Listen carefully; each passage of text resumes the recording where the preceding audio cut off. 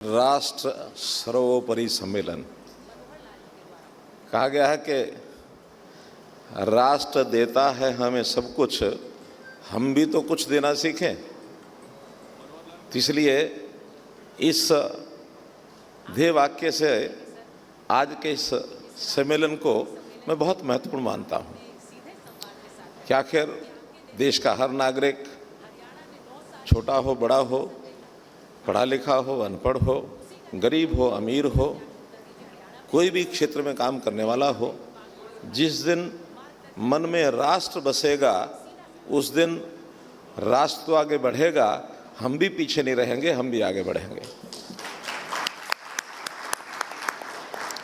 मित्रों, आज Republic network, media network और साथ ही जो एडिटर इन चीफ अपने श्री अर्नब गोस्वामी जी, जिन्होंने आज के इस कार्यक्रम की शुरुआत में, हालांकि मेरे पास समय आज बहुत कम है, फिर भी मैं अपने मन के इस लालच को छोड़ नहीं सका।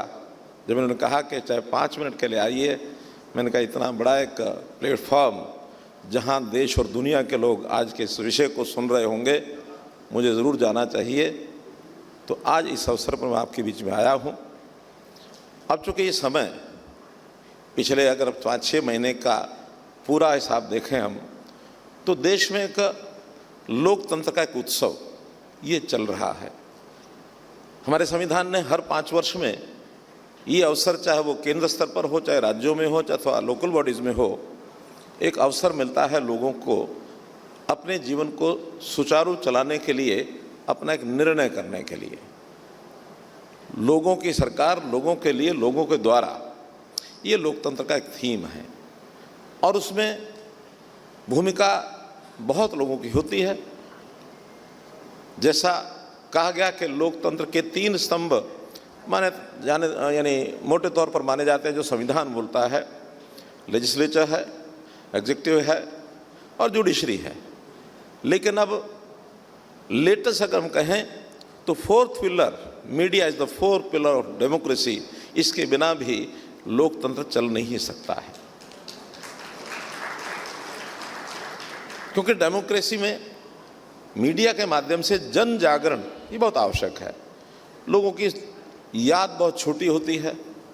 10 साल पहले क्या हुआ, 20 साल पहले क्या हुआ, कुछ लोग तो याद रखते हैं, लेकिन हमारा मीडिया ही लोगों को एक स्मरण कराता रहता है कि हमारे स्वतंत्र भारत में हम क्या थे, क्या हैं, क्या होना चाहिए। इस प्रकार के सारे विषय जब जनता के सामने जाते हैं तो फिर जनता निष्पक्ष रूप से अपना चुनाव में कौन आना चाहिए, किस व्यक्ति को चुनना चाहिए, कौन सरकार बननी चाहिए, कौन लीडर हमारे हित में है, कौन पार्टी हमारे हित में, उस नाते से आगे बढ़ते हैं। तो बहुत महत्वपूर्ण ये अपना मीडिया का एक हिस्सा, जिसका हमारे जो media network, Republic media network, और रिपब्लिक मीडिया के बारे में कह सकता हूं कि बहुत से मीडिया के जो हाउसेज हैं कहीं ना कहीं प्रभावित होकर के दिखते हैं। कोई किसी उद्योगपति के साथ जुड़ा हुआ है, कोई किसी इंडिविजुअल के साथ जुड़ा हुआ है, कोई किसी पार्टी की विचारधारा के साथ जुड़कर चलता है। लेकिन रिपब्लिक मीडिया नेटवर्क के बारे में विश्वास से एक बात कह सकता हूँ, निष्पक्षता की पराकाष्ठा रखने वाला ये अपना रिपब्लिक मीडिया नेटवर्क है। जो सही है वही रखना, और मीडिया का अर्थ भी यही है। तो मित्रों, आज इस अवसर पर मैं आपको सबको, मीडिया से जुड़े लोग हों चाहे अन्य हों, सबको बहुत बहुत बधाई, बहुत बहुत शुभकामना देता हूँ। जहाँ तक इस लोकसभा के चुनाव का विषय है, हमने देखा कि 2024 का ये चुनाव एक बहुत ही अभूतपूर्व परिणाम लाने वाला चुनाव, क्योंकि कोई भी सरकार, कोई भी नेता, कोई भी पार्टी का एक जो नीतियां हैं, जो उपलब्धियां हैं, वो या तो बदलती हैं, रिपीट होती हैं। देश के इतिहास में लगातार 3 बार बनने वाली सरकार, कहने को तो ये है कि ये दूसरे नेता हैं जो इनके नेतृत्व में लगातार सरकार बनी है, लेकिन व्यवहारिक तौर पर मैं कहता हूं ये पहली बार हुआ है। दूसरी बार और पहली बार का अगर थोड़ा सा अंतर समझना हो तो पहले नेहरू जी 1952 में मुख्य प्रधानमंत्री बने, फिर 57 में बने, फिर 62 में बने, 3 बार वो भी लगातार प्रधानमंत्री चुनाव के द्वारा बने।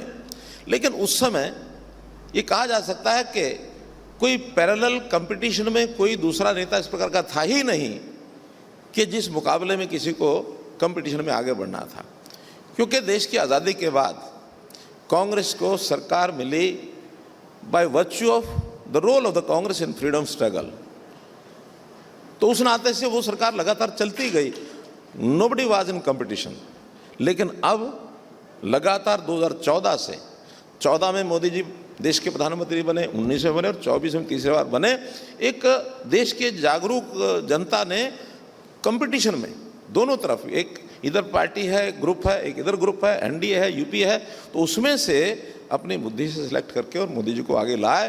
तो मैं समझता हूं कि देश के इतिहास का एक पहला इस प्रकार का उदाहरण है कि लगातार तीसरी बार मोदी जी और एनडीए की सरकार को लेकर के आए। और एक विचित्र बात इस बार ध्यान में आई कि पहला ये लोकतंत्र का चुनाव है जिसमें सत्ता पक्ष जीता है। स्वाभाविक है क्योंकि मेजोरिटी से आए हैं। विपक्ष कहता हम भी जीते हैं, यानी सत्ता पक्ष भी जीता, विपक्ष भी जीता, दोनों कैसे जीत सकते हैं? विपक्ष की जीत का व्याख्या उन्होंने क्या दी? 14 और 19 में उनको, कांग्रेस को इतनी सीटें नहीं मिली कि वो मान्यता प्राप्त विपक्ष भी कहला पाए। मान्यता प्राप्त विपक्ष के लिए कम से कम 55 सीटें चाहिए। बोथ द टाइम्स वो 55 से नीचे थी।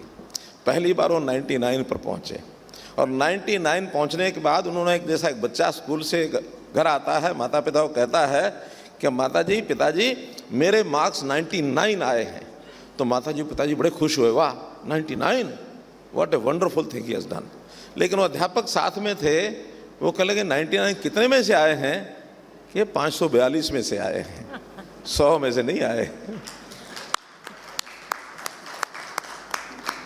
तो मित्रों, ये एक सिलसिला चलता रहा और उसमें देश के प्रधानमंत्री जी ने देश को एक विकसित भारत बनाने के लिए 2047 का जो टारगेट रखा है, 25 साल का ये अमृतकाल, इसमें एक बहुत बड़ी भूमिका जनता की भी, प्रशासन की भी, नेताओं की भी, सबकी, यानी अक्रॉस कंट्री, पैन इंडिया एक अभियान चलाया। क्या? पहले तो स्वयं कल्पना की होगी कि 2047 100 वर्ष देश के आज़ादी के पूरे हो जाएंगे, ये देश विकसित, यानी भारत विकसित देशों की श्रेणी में आना चाहिए।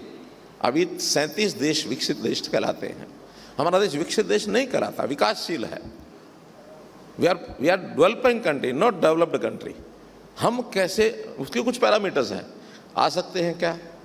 फिर वही बात अपने ब्यूरोक्रेसी को समझाई, क्योंकि उनके हाथ में बहुत कुछ होता है। फिर वही बात पॉलिटिकली सब लोगों को समझाई और एक देश भर में यात्रा निकाल करके विकसित भारत यात्रा के माध्यम से 100 दिन का कैंपेन चलाया। जनता को बताया कि विकसित भारत क्या होता है, हमको विकसित भारत में आम जनता का क्या रोल होना चाहिए। उसमें हमारे मीडिया की भी भूमिका है, हमारे अन्य एजेंसीज की भूमिका है। सबने उस काम को किया। आज देश का हर नागरिक सोचता है कि हाँ, 2047 का टारगेट हमको पूरा करना चाहिए। एक कंपटीशन है, दुनिया में हम पहुँचे कहना के। थोड़ा ये बात ठीक है कि जिस जुबिलियंट वे में लोकसभा के चुनाव का परिणाम आना चाहिए था, शायद वो नहीं आया। थोड़ा मर्मरिंग हो गई थी शुरू। संयोग से ये हरियाणा जम्मू कश्मीर का चुनाव आ गया। विद इन 3 मंथ्स सब लोगों की आंखें लगी हुई थी, टिकी हुई थी और प्राय लोग मान बैठे थे कि हरियाणा नहीं आएगा। अब मुझे ये अवसर प्राप्त हुआ लोगों की सेवा करने का, यानी 9.5 साल मैंने लोगों की सेवा एज चीफ मिनिस्टर हरियाणा की है। और शुरू में ही 9.5 वर्ष पहले जब मैंने 2014 में सत्ता संभाली थी तो कुछ लक्ष्य सामने रखा था। विकास है, सब करेंगे। कोई 2 सड़कें कम बनाएगा, कोई ज़्यादा बनाएगा, कोई 2 अस्पताल कम बनाएगा, कोई ज़्यादा बनाएगा, लेकिन लोगों के जीवन स्तर को ऊंचा उठाना, लोगों में कुछ जो इनसिक्योरिटी है उसको दूर करना, लोगों में एक ट्रांसपेरेंसी का जो भाव है कि भी ये सरकार कोई भेदभाव नहीं करेगी, मैं और मेरा परिवार, मेरा घर यहीं तक सीमित नहीं रहेगी। हरियाणा की जनता को परिवार मान करके काम किया और बहुत से रिफॉर्म्स किए। राजनीति, कला, संस्कृति का संगम, किसमें कितना है दम। राष्ट्र सर्वोपरि सम्मेलन 18 अक्टूबर सिर्फ रिपब्लिक भारत पर।